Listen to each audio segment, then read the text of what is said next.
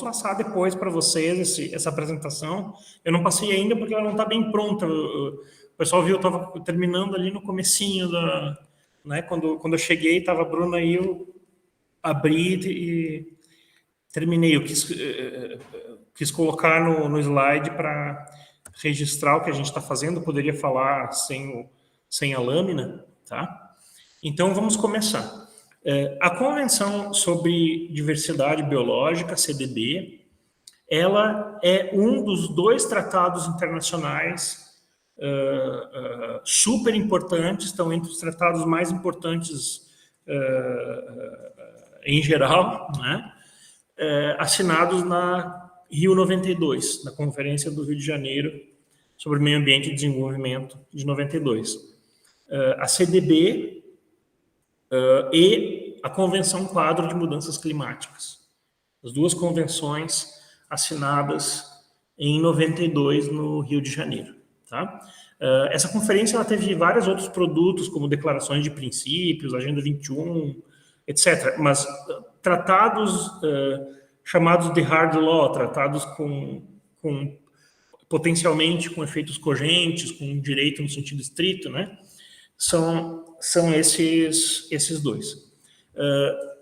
Ambos estão entre as preocupações centrais hoje, tanto do Brasil quanto do mundo, por conta dos problemas ambientais. Né?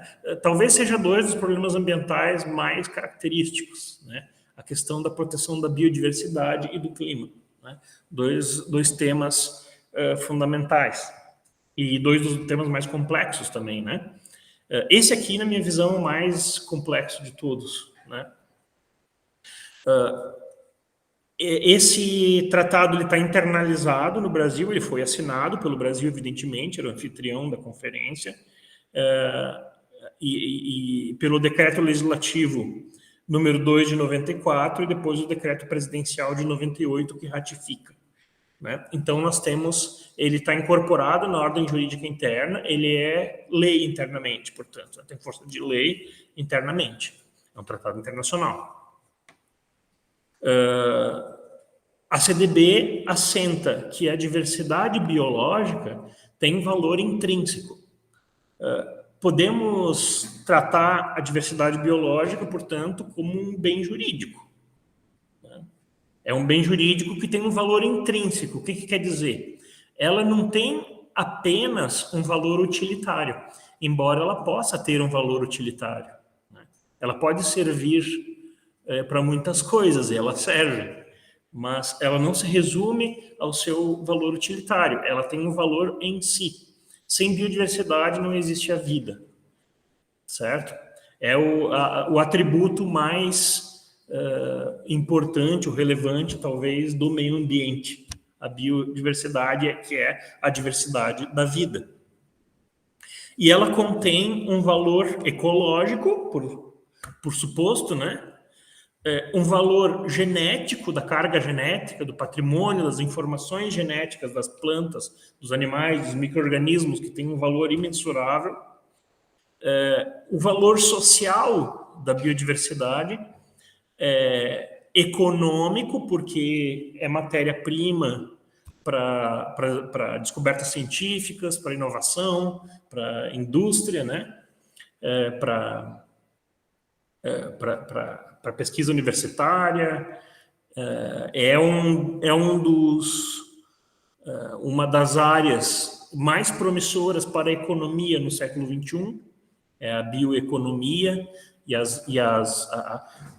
os produtos derivados da chamada biotecnologia, que são as tecnologias derivadas de seres vivos, de produtos de organismos vivos, né?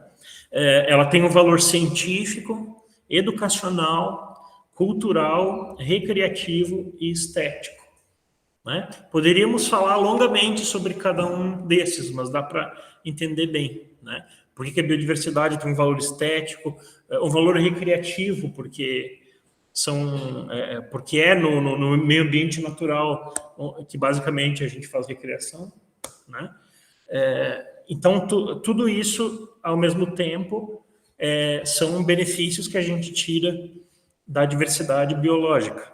A convenção, abarca tudo que se refere direta ou indiretamente à biodiversidade. Ela funciona assim como uma espécie de arcabouço legal e político para diversas outras convenções e acordos ambientais mais específicos. Então, eu tenho um arcabouço político e jurídico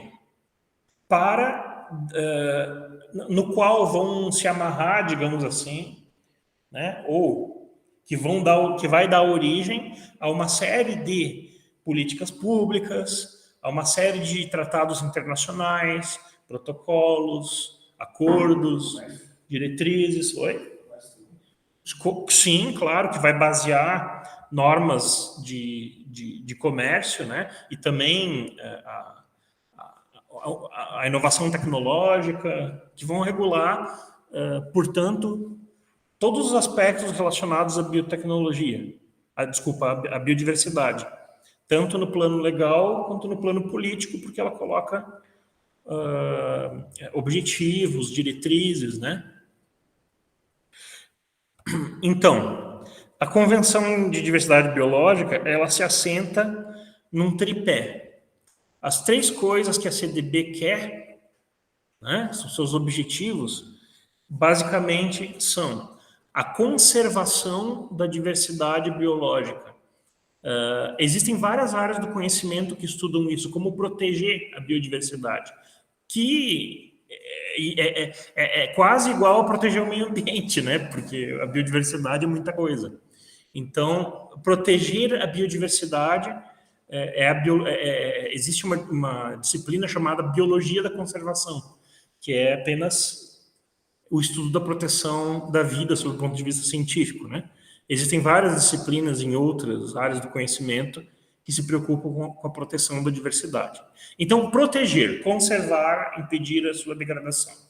Primeiro objetivo. Segundo objetivo, a utilização sustentável dos seus componentes. Ou seja, eu pegar plantas, animais, micro-organismos derivados da biodiversidade e utilizar para o proveito humano. Né? Tornar útil, produzindo novos materiais, quer dizer, utilizando os materiais já bastante conhecidos como madeira, por exemplo, né?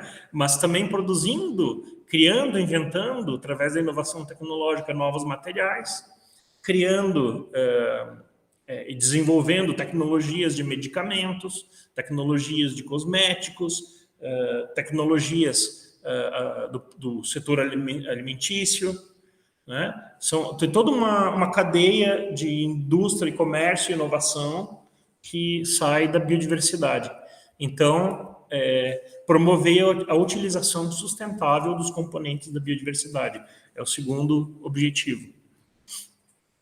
Terceiro pilar da CDB, a repartição justa e equitativa dos benefícios derivados da utilização dos recursos genéticos. Então, seria assim: eu conservo, eu utilizo e eu distribuo de maneira socialmente justa os benefícios da biodiversidade, já que a biodiversidade não é de ninguém, assim, ela não tem um dono do ponto de vista privado, né? Ela é um bem da humanidade. Perfeito?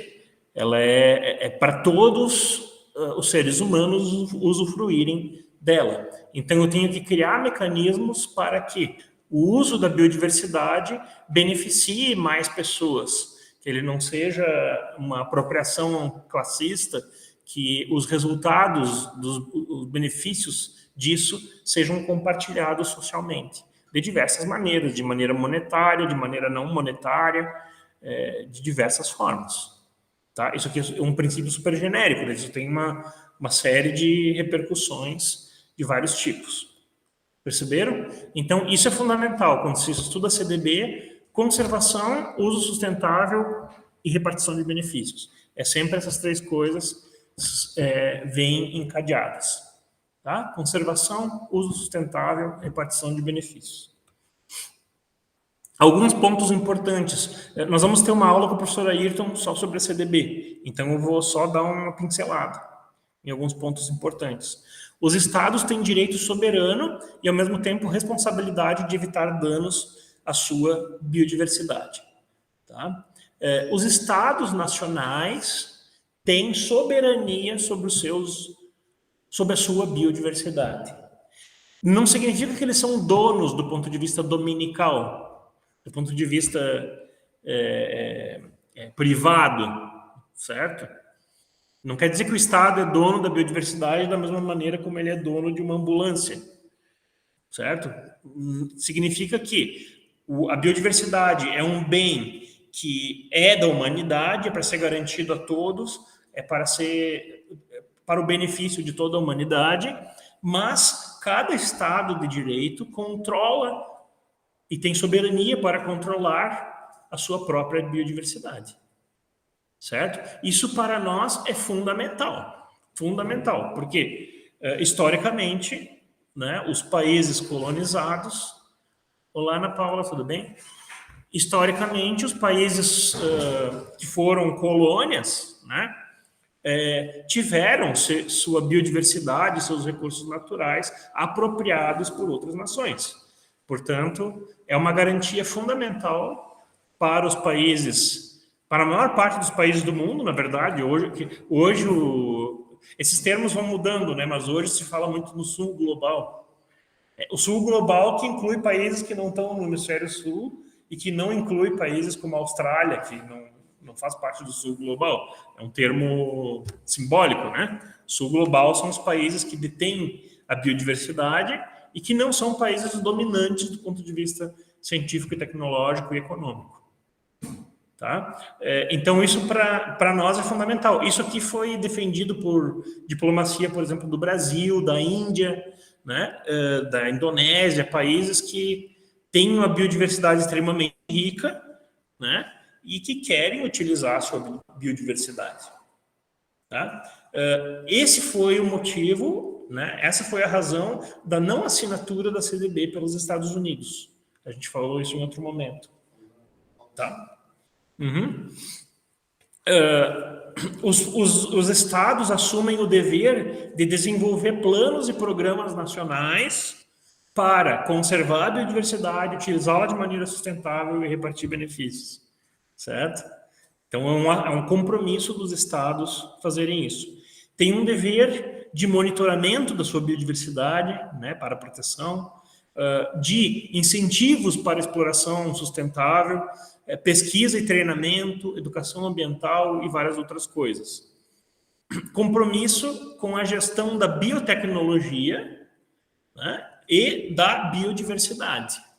Então, definir quais são as condições, por exemplo, para que uma empresa faça manipulação genética e lance um produto comercial derivado disso, né? Esse é um assunto que tem a ver com a segurança. Não tem a ver com a segurança, cai na biossegurança. Tem protocolo de Cartagena, tem uma política brasileira, todo um regramento, né? E quando você está falando, por exemplo, de acesso do uso da biodiversidade, de acessar esses componentes da biodiversidade e repartir os benefícios delas, etc., nós caímos numa outra legislação. Então, tudo isso decorre da CDB. Então, tecnologia da biodiversidade. Tem uma previsão ali de políticas precaucionais. Agora chegou o Matheus. Políticas baseadas no princípio de precaução, certo? Então, esses são alguns dos fundamentos da CDB que o professor Ayrton vai explorar semana que vem. Tá? Então, rapidamente, eu vou falar assim, de modo professoral, né?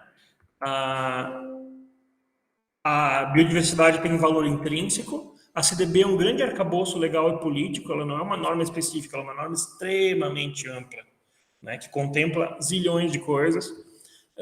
Os pilares da CDB são a conservação, uso sustentável e repartição de benefícios, e esses aqui são alguns pontos super importantes a serem sublinhados da CDB. Então, o meu pedido para vocês é que leiam a CDB, texto seco, Quem conseguir ler um texto de doutrina, melhor ainda, tá? Semana que vem nós temos com o professor Ayrton. Conforme a CDB, a diversidade biológica ocorre em vários níveis. Então, é preciso que a gente entenda que a biodiversidade é um atributo do meio ambiente, né? E que a biodiversidade ocorre no nível dos ecossistemas, das espécies e no nível genético. Então, a proteção da diversidade da vida se dá enquanto proteção da diversidade de ecossistemas, certo? A proteção dos ecossistemas. A proteção das espécies vivas, certo? Sua população em cada ambiente, sua diversidade de ocupação dos espaços naturais, e no nível genético, a diversidade genética dentro da mesma espécie é um componente fundamental da biodiversidade, certo? Isso vale desde plantas, animais e micro-organismos que são encontrados nos próprios países de origem, né? Como também vale para a questão, por exemplo, da agricultura, né? Porque a maneira como eu conduzo a política agrícola pode determinar a extinção de várias espécies de um determinado gênero agrícola, né? Então, isso, o agronegócio está preocupado com a rentabilidade do negócio, né? Mas alguém tem que se preocupar que a gente não esteja, como eu usei o exemplo no outro dia, né? Que nós não estejamos extinguindo todas as espécies de milho para ficar com apenas uma espécie transgênica feita pela Monsanto. Então, existe uma preocupação com a variabilidade genética dos organismos, que é um componente essencial da vida.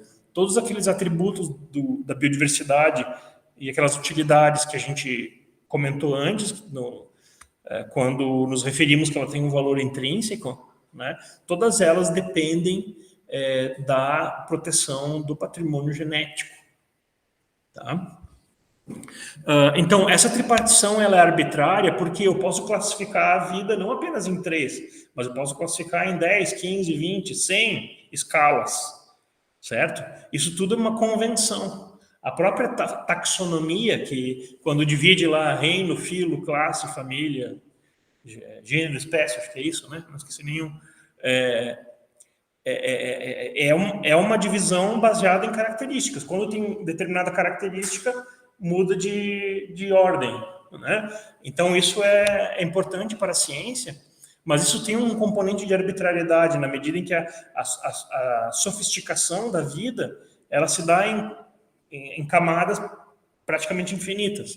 Mas nós precisamos de um referencial, juridicamente falando, né? E a CDB estipula 3. É a variabilidade genética de espécies e de ecossistemas. Tá?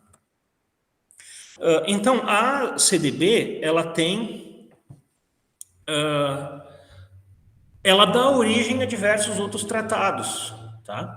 E os tratados completos, mais importantes de direito hard, né? São esses que estão aqui nesse slide. Então, pelo menos esses aqui são resultados da CDB. O primeiro da lista ali é o Protocolo de Cartagena. O Protocolo de Cartagena, né, na Colômbia, ele trata da biossegurança. Né? Então, um tema típico da biossegurança é a questão da modificação genética dos organismos. Né? Isso cria riscos ambientais, riscos sanitários, riscos de diversas outras naturezas. Então, eu preciso ter normas para a gestão da biossegurança. É o que faz o Protocolo de Cartagena. Todas as questões securitárias relacionadas à biodiversidade, vamos dizer assim.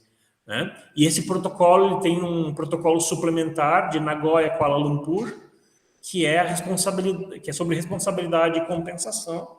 Ele é uma espécie de suplemento ao Protocolo de Cartagena, que traz todas as questões de responsabilidades e compensações entre países e entre instituições públicas e privadas, certo? Então, outro protocolo derivado da CDB. Depois, Protocolo de Nagoya. Protocolo de Nagoya trata do acesso a recursos genéticos e repartição justa e equitativa dos benefícios de sua utilização. Então, nós temos aqui a proteção do patrimônio genético, no nível, portanto, da variabilidade genética das espécies, definindo regras de acesso. Quem que pode acessar? Quem que pode utilizar e como serão repartidos os benefícios? Certo? Entenderam? Quem que pode acessar, quem que pode utilizar, fazer pesquisa e desenvolvimento, criar produtos alimentícios, cosméticos, remédios, etc. E como que se reparte os benefícios disso. Ok? Além do patrimônio genético, tem uma figura ali que é do conhecimento tradicional associado. Em português a gente fala CTA. Tá? Em português a gente fala patrimônio genético e conhecimentos tradicionais associados. PG e CTA. O conhecimento tradicional associado são os conhecimentos das populações a respeito da biodiversidade. Certo? Portanto, o normal, o usual é que sempre que se descobre qualquer utilidade e que se desenvolve qualquer produto ou serviço a partir da biodiversidade, a regra é que sejam utilizados para isso conhecimentos tradicionais.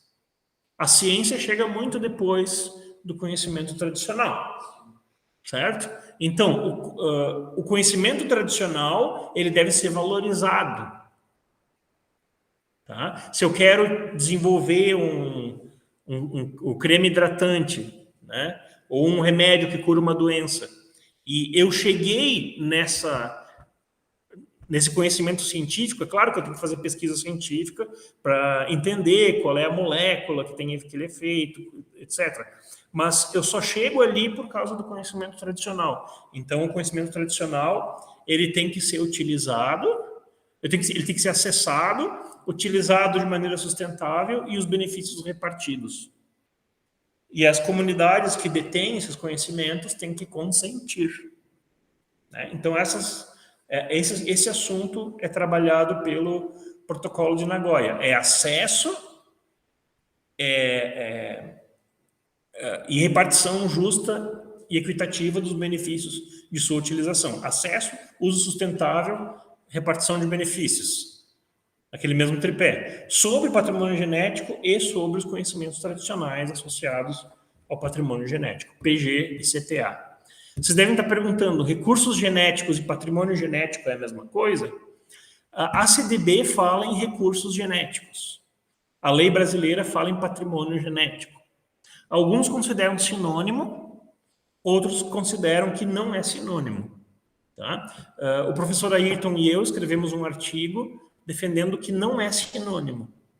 Na nossa visão, o patrimônio genético é mais coisa. Ele é um conceito mais sofisticado, inclui a ideia de que é um recurso genético, mas inclui mais coisas.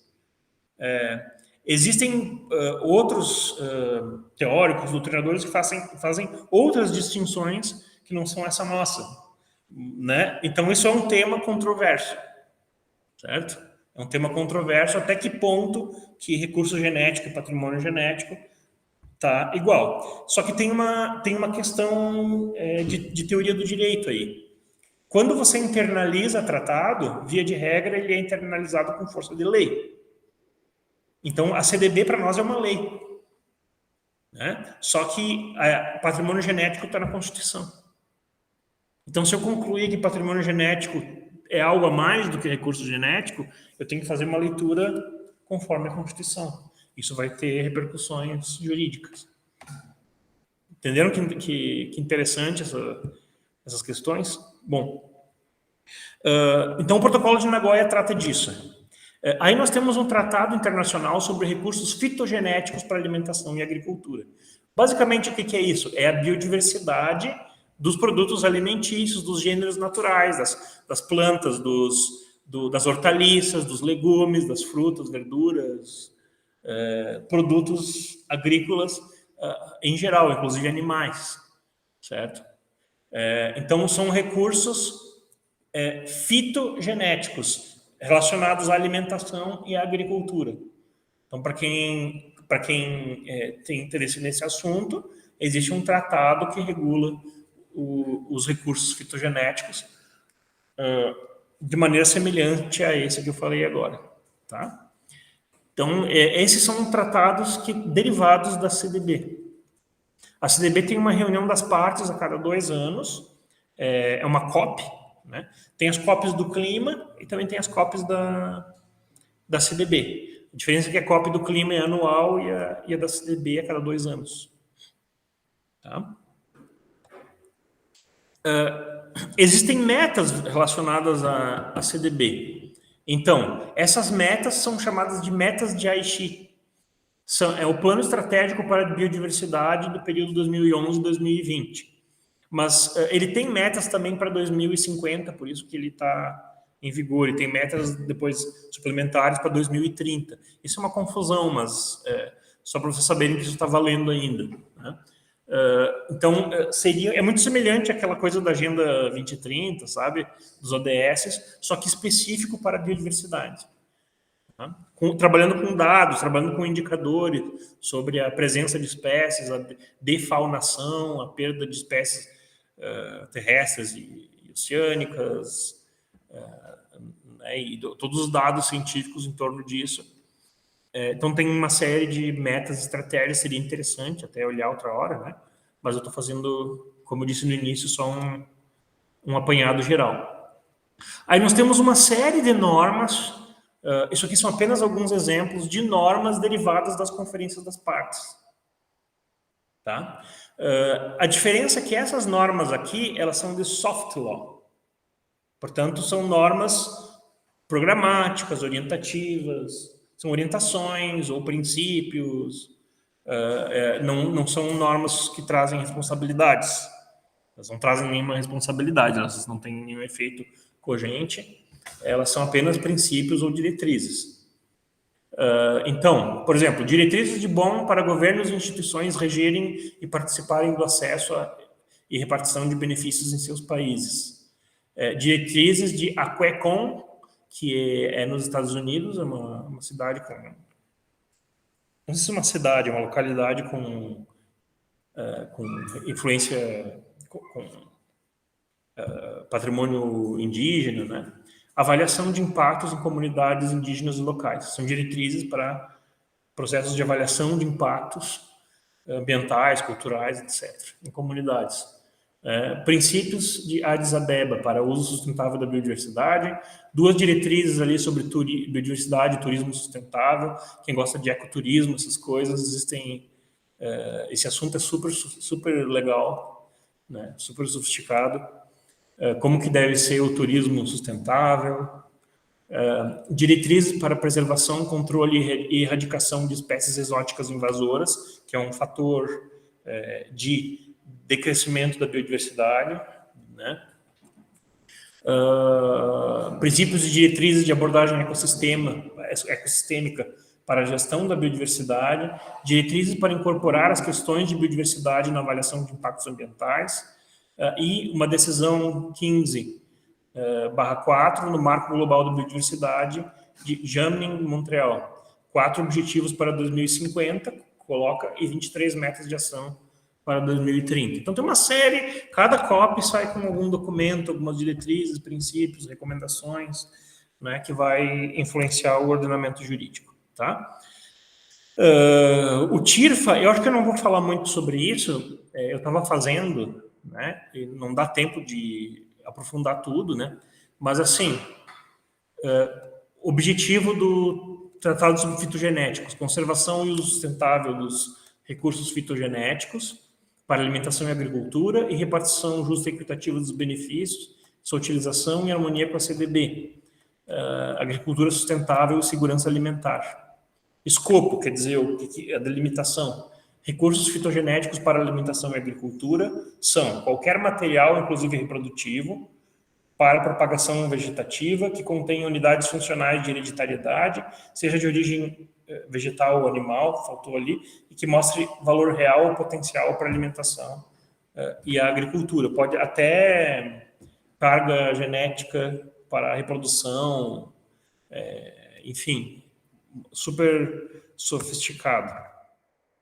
Tem um tema aí das sementes,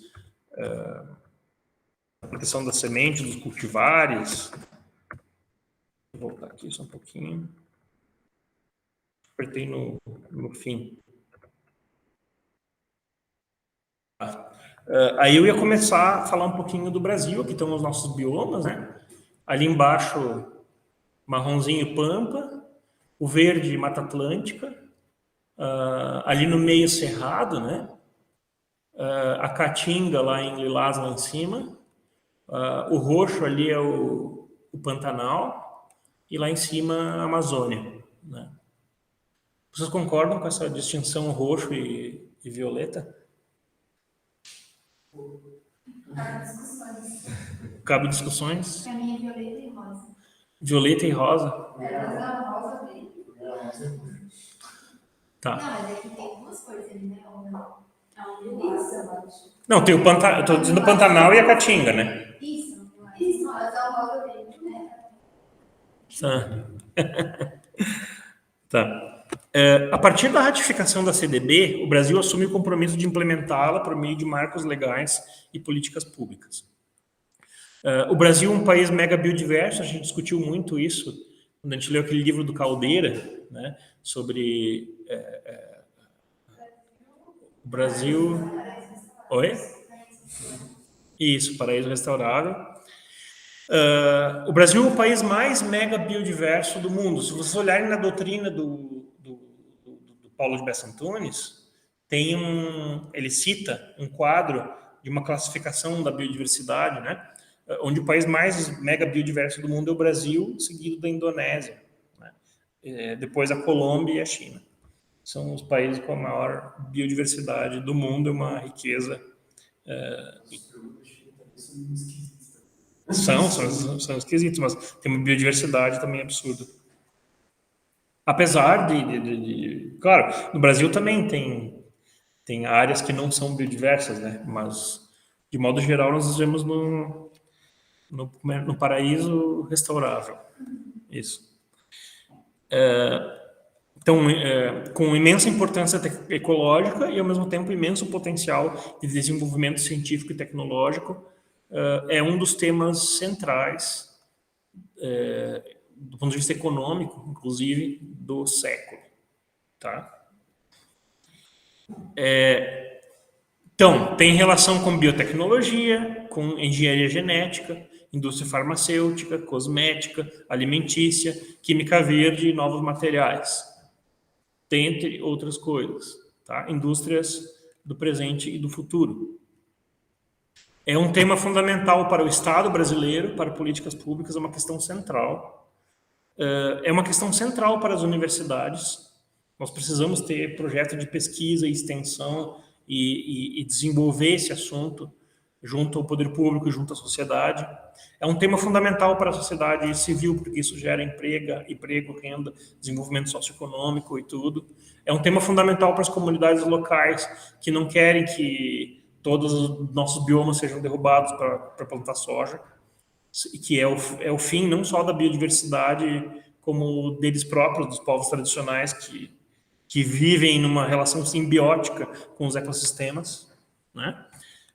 Povos indígenas, empresas e usuários de recursos genéticos em geral, seja na pesquisa básica, desenvolvimento de produtos comerciais, etc., e operadores do direito, porque isso tudo é um cipoal de normas, princípios, diretrizes, etc., e mais do que nunca precisa de bons juristas para auxiliar nestas questões, né? Como é um tema muito difícil, né, não é qualquer um que se interessa, né? Mas como é difícil, é para nós, né?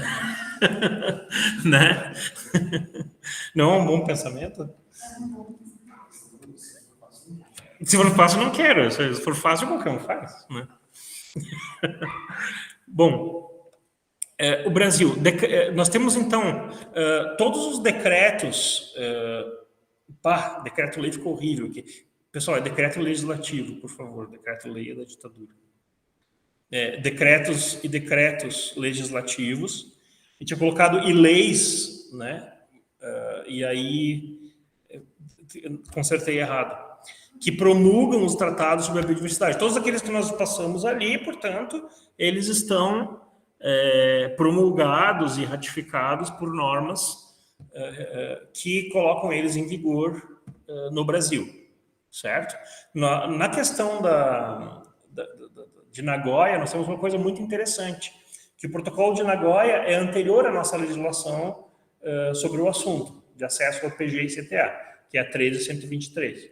Só que nós assinamos o protocolo antes, depois nós fizemos a lei e depois nós ratificamos o protocolo de Nagoya. Isso gera um conflito normativo bem substancial, porque tem partes que não encaixam direito. Tem arestas ali. Decreto 4339 de 2002 institui os princípios e diretrizes para a implementação da Política Nacional de Biodiversidade. Então, Política Nacional de Biodiversidade existe, certo? Existe uma Política Nacional de Biodiversidade. Só que ela não está instituída por lei, e sim por decreto, tá? O que torna ela mais facilmente modificável, o que pode ser ruim, né? Então, Política Nacional de Biodiversidade, Decreto 4339 de 2002. É uma legislação, não é uma lei, é uma legislação. Né? Decreto 4703, Programa Nacional de Diversidade Biológica, PRONABIO, e também institui a Comissão Nacional de Biodiversidade e dá outras providências. Então, uma série de órgãos administrativos para a questão da biodiversidade no Brasil. É outro decreto de 2003. Tá? Esses decretos eles foram pontualmente modificados, mas eles estão em vigor. Eles não foram revogados. Eles só foram alterados. Depois nós temos... Bom, aí vem, né? Lei 9985 de 2002. Sistema Nacional de Unidade de Conservação. Então, essa é a legislação que define áreas protegidas no Brasil. Tá? Então, auxiliar, quer dizer, tem a ver. Essa aqui não decorre da CDB, diretamente. Mas é uma norma que também tem outras funções, além de proteção da biodiversidade, mas uma das principais funções das áreas protegidas é a proteção da biodiversidade. Entenderam? Então, ela não está completamente abaixo da CDB, mas ela está relacionada. Tá? Ela serve para isto e outras coisas também. Por quê? Porque as áreas protegidas servem para a proteção da biodiversidade, mas também servem para outras coisas. Por exemplo, para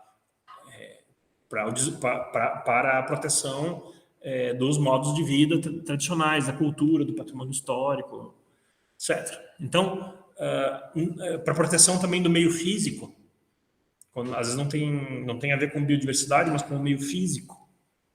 Né? Por exemplo, os aparados da serra são, embora seja Mata Atlântica, tem um valor de biodiversidade ali, mas tem um valor cênico que decorre da formação natural da Serra Geral. Então, ali é o meio físico que se destaca. Né? Então, vejam que os espaços protegidos eles podem ter várias funções. Dentre elas, uma das, ou talvez a mais importante, é a proteção da biodiversidade. Tá? Então, poderíamos ter uma aula inteira sobre isso, que é o que a gente faz na graduação, até mais de uma aula, né? Para discutir os parques, as reservas biológicas, reserva de fauna, a área de proteção ambiental e todo esse processo de demarcação de áreas, né? E da gestão também das áreas. Agora, tem uma política de concessão, de uns tempos para cá elas vêm sendo concedidas, né, para a administração privada. Isso pode ser bom ou pode ser ruim. Depende. Né? Toda concessão, ela se revela boa ou ruim na prática. A gente não pode julgar ideologicamente. É sempre bom, é sempre ruim. Não, depende. Tem que ser analisado. Bom, aí a gente tem a lei da Mata Atlântica. Nós temos a norma que regula a proteção da Mata Atlântica, que vai ser uma limitação importantíssima ao direito de propriedade, porque os remanescentes de Mata Atlântica têm que ser protegidos em estágio médio e avançado de regeneração. Certo? Então, a lei a Mata Atlântica, ela protege a Mata Virgem, a Mata Atlântica que nunca foi derrubada, ou as áreas que já foram alteradas, mas que estão em estágio médio ou avançado de regeneração. Certo? Isso é o que faz a lei da Mata Atlântica e, portanto, é fundamental para a gente que mora nesse bioma. Tá?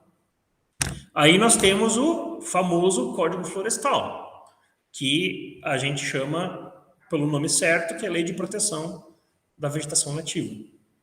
Certo?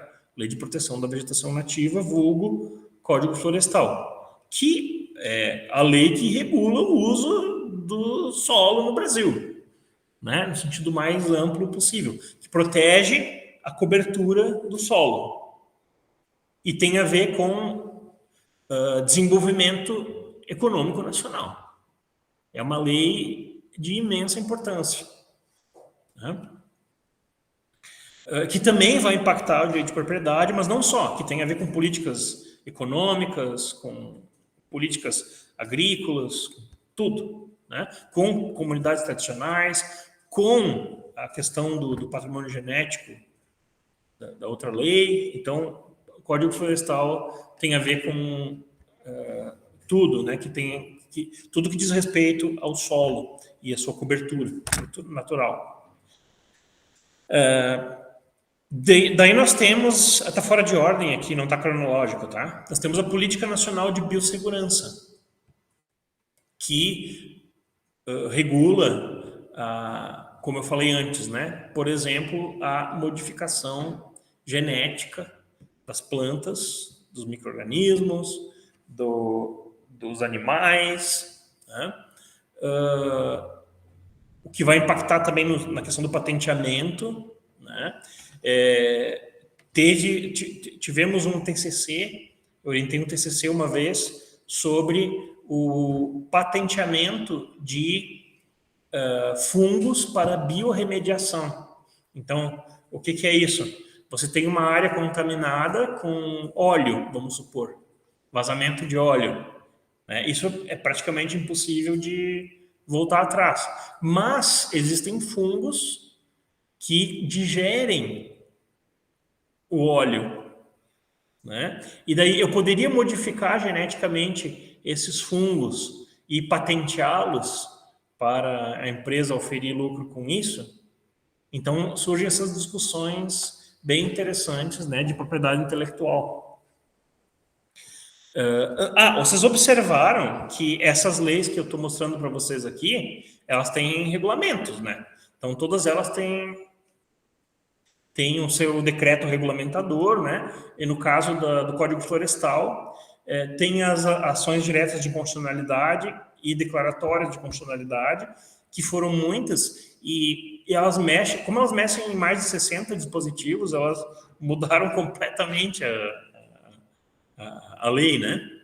Então é essencial também ir nessas decisões. Isso é fácil porque o próprio texto no site do Planalto remete às decisões sobre aquele ponto, né? Mas esse assunto, o Código Florestal é bem difícil, né? Ele é um assunto bem complexo de se estudar. E por fim ali, a Lei 13.123. A Lei 13.123, ela regula, então, acesso ao patrimônio genético e conhecimentos tradicionais associados à biodiversidade e repartição de benefícios pelo seu uso, que é o tema do Protocolo de Nagoya. Basicamente, é o tema do Protocolo de Nagoya. Tá? Em 2002, né, até coloquei aqui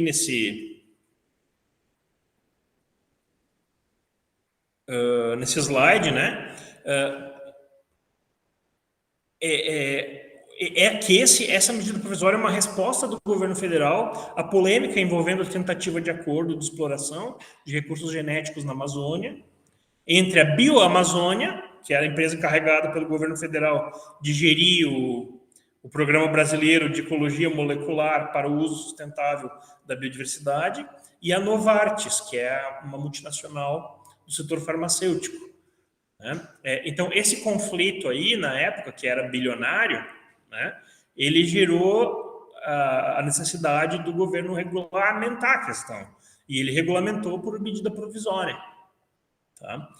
Só que essa medida provisória, isso foi antes da emenda, se eu não me engano, a emenda 45, que permitiu a prorrogação, quer dizer, que limitou a prorrogação das medidas provisórias para uma só vez, né?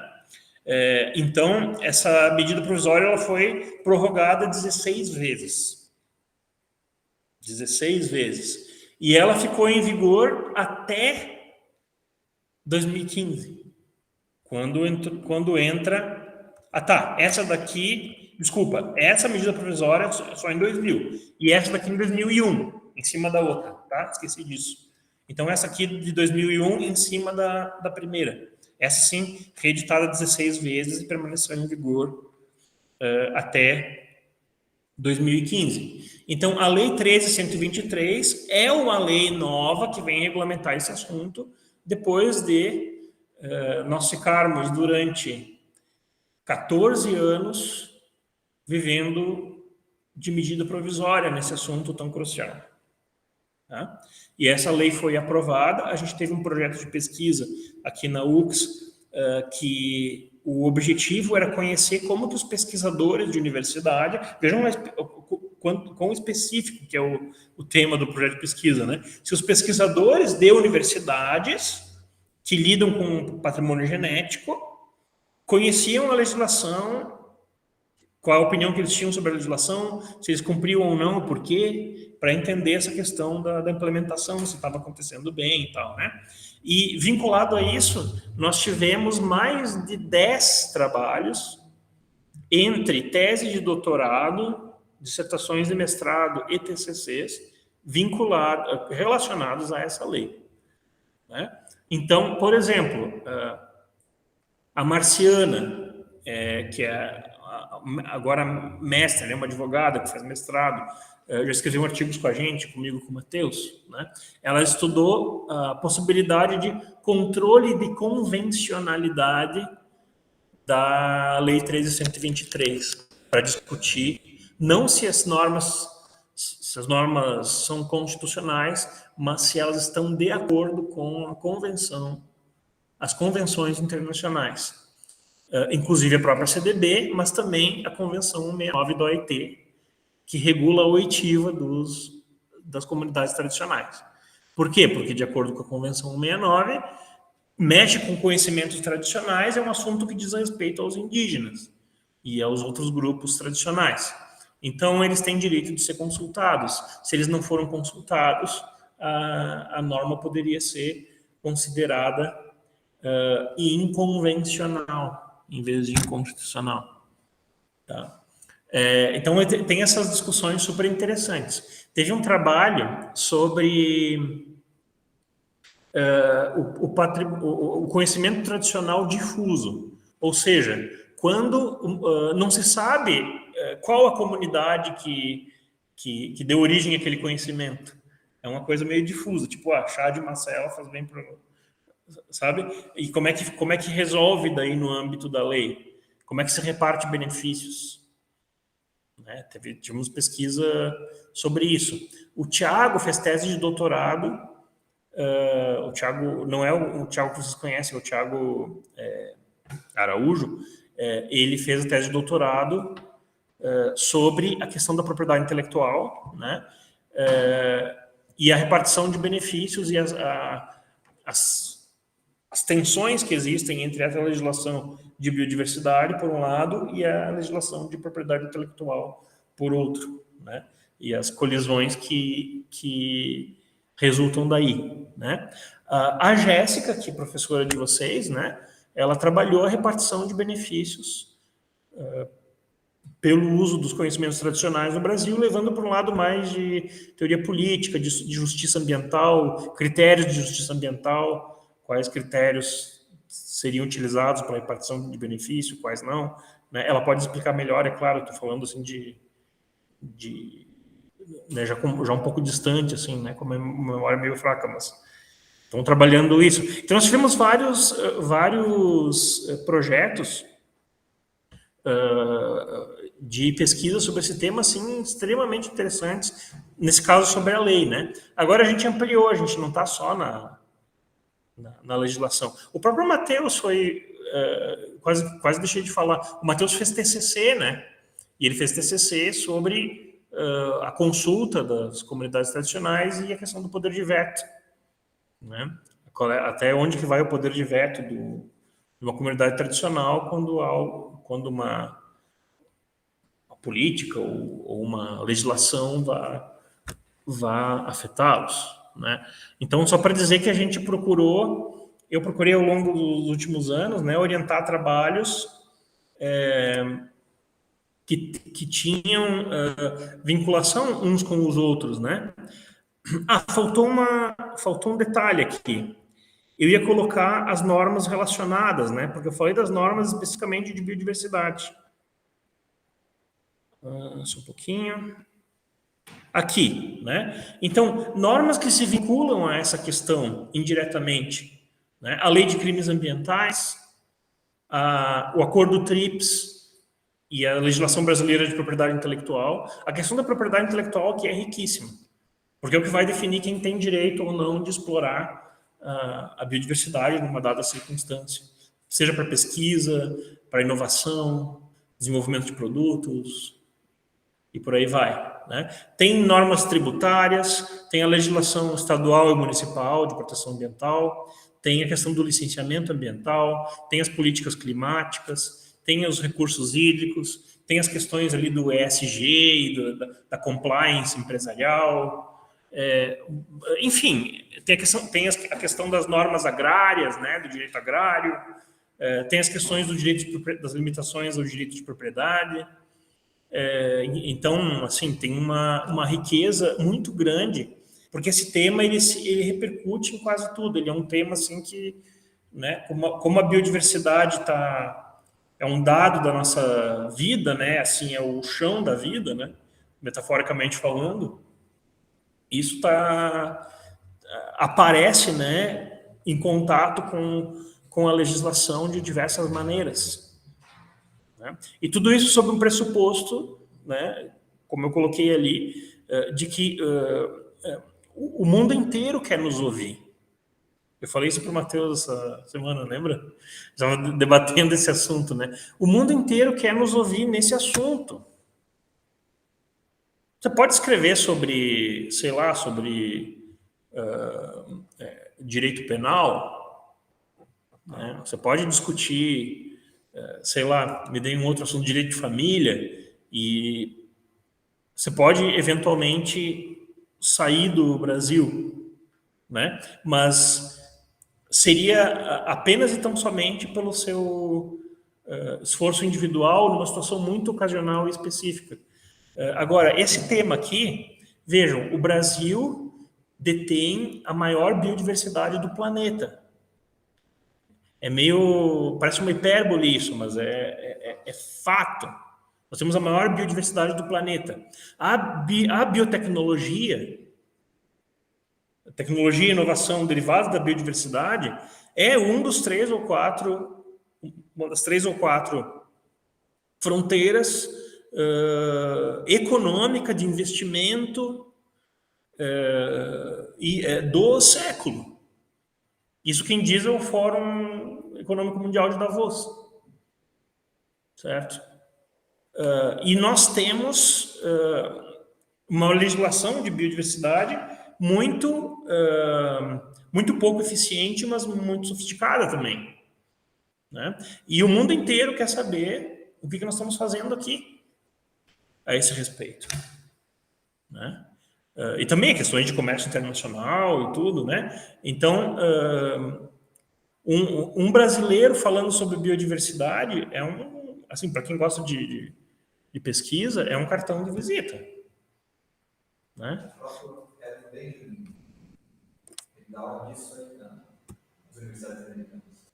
O Matheus descobriu isso, né? Que o ministro Herman Benjamin parar o compartilhamento. O pessoal de casa está me ouvindo? Sim? Achei que tinha caído. Sim. Sim. E eu esqueci de comentar, temos a Tânia aqui também, né? A Tânia recém defendeu seu mestrado, né? Ela, inclusive passou no processo seletivo para o doutorado, mas resolveu esperar um pouquinho. E ela mas continua aí na pesquisa forte, e eu fiquei muito feliz com a presença dela também, né? E ela trabalhou ali informação, o princípio de informação, né, principalmente. Então eu esqueci de mencionar, nós temos também os tratados o Tratado de Escazú sobre, né, informação, participação, acesso à justiça, e tem esse problema, né, dos processos decisórios internamente, né, e também da maneira como o nosso acesso à informação sobre isso, a participação na tomada de decisões, acesso à justiça, né? Então, esse tema da biodiversidade, ele tem repercussões em todos os ramos do direito, né? É isso que eu queria deixar de recado para vocês. Então, a ideia é que vocês façam seus planos, né, de pesquisa individual. Alguns de vocês já estão fazendo, já estão no meio, né? Até formalmente estão fazendo o TCC, né? Agora, seja qual for a meta, o objetivo de vocês, se vocês tiverem interesse em formular uma pesquisa que grude nesse tema, que tangencie ou que vá direto no tema, quer dizer, seja no coração ou seja na tangente, né? É importante ter essa visão do todo, desse guarda-chuva normativo todo, né? Dessa relação entre as normas, e aí identificar quais seriam as fontes normativas principais daquele tema, né? No caso, dar o exemplo, propriedade intelectual, né? Tem a proteção da biodiversidade, ok? Tem todas essas normas, e também tem todo o regime jurídico da propriedade intelectual no Brasil e na Organização Mundial do Comércio, que aí vem a questão do acordo TRIPS e tal. Então, isso o direito ambiental, ele sempre, assim, ou quase sempre, né? Costumeiramente, ele está numa posição de diálogo de regimes normativos criados para objetivos diferentes, entenderam? Daí a riqueza de problemas, de temas a serem enfrentados, né? Você pega um regime de propriedade intelectual, mas aqui tem toda a legislação de biodiversidade. Daí, no caso concreto, as duas coisas, entenderam? Aí, no caso concreto, ali cruza a questão trabalhista com a questão ambiental, a questão das políticas sociais, a questão do direito imobiliário, né? As coisas se cruzam. Então, como o meio ambiente é um tema transversal, né? A situação concreta demanda, muitas vezes, o conhecimento de áreas diferentes do direito e a comunicação entre elas. Isso é muito interessante. Eu acho que alguém queria falar. Eu também achei que ela Tá, pessoal, então a ideia é a seguinte, vocês irem pensando nos temas de pesquisa, né? Os temas que vocês querem estudar, seja um projeto de pesquisa completo, seja um planinho de estudos, mas, né, dependendo dos objetivos de vocês, né? A ideia é essas reuniões fornecerem subsídios. tá? Para vocês fazerem esse... E depois, no meu plano, espero que funcione bem, né? Terminando em final de maio, essa atividade, né? No começo de junho, a gente começa com a questão das oficinas e daí a gente vai começar a discutir projetos. Tá? Daí aquela coisa legal, assim, de compartilhamento das ideias e tal. Oi? Isso deve ser bem legal. Antes disso, vocês podem conversar entre si e com a gente, né? Com a gente eu digo porque o Matheus está de coorganizador do cursinho, coloquei ele como discente do PPG-DIR, responsável, né? Então, vocês podem privadamente conversar com a gente para ir pensando nesses temas de estudo, né? Ideias aqui não faltam, tem zilhões de temas, né? Para se trabalhar bastante interessantes.